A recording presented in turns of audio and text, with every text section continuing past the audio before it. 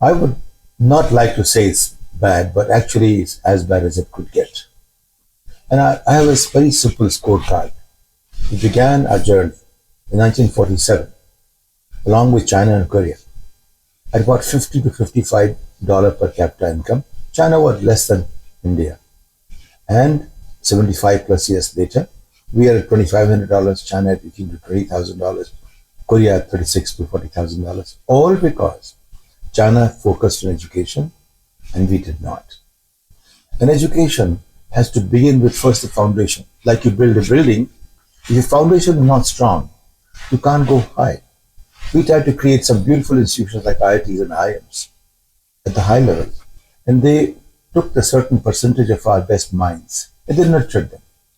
But India has expanded, and the capacity of those institutions hasn't quite. But to build that, you need a really well, you can say, formulated strategy and approach for foundational education. Gandhi is talking Bunyadi Shiksha. I think the best way to start is sociology is very difficult to understand. So we can start by helping them connect the dots on the scientific basis. So bring the science first, mathematics first, language will come after that. As of now, our focus is on everything. If I had to draft an education program, I'll start with know yourself, your body first, know your family second, know your environment third, and then you learn theory, etc., and so on and so forth. But I'm not the one who is doing this. Best thing is to look at how children begin to connect the dots better. And if you begin to STEM instead of everything else, I think they begin to see how things get connected to each other at a level which is not possible given our very weak infrastructure.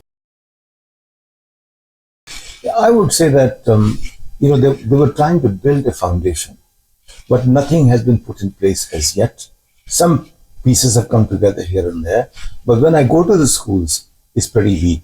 I would not like to name anything, but there were some initiatives that were taken. When I go and see them, they look like good for 50 years ago. They don't look like something contemporary. At the best, they look like you're showing them a movie.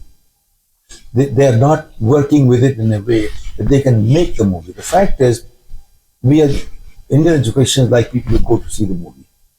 They are not creating people who make the movies. And that gap, very few people understand.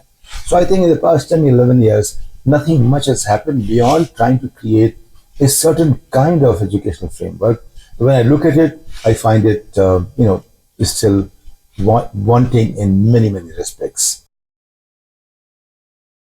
If I have to make a recommendation, I'll say, first thing, that start with STEM everywhere and give the infrastructure for it and make sure that there are metrics that help teachers do what you expect them to do for achieving the learning outcome. That's number one. Infrastructure for that. Second, teachers don't get really taught. So create programs which allows them to keep learning as they grow. Like in case of one Raigad school, which is the village of Kerat, when we gave some laptops, one laptop per child. Finally, after 6 months, when I went to talk to the teacher, he says, "Sir, when you brought that laptop, then I was teaching just like I'm supposed to teach. But now when I come to the class, students ask me questions and I learn from them. When teacher says I begin to learn from students, that is a time when things begin to happen." And third, connect everything to 20 years ahead. Don't connect everything to 2000 years back. And these three things, if you can handle that, I think we have some possibility.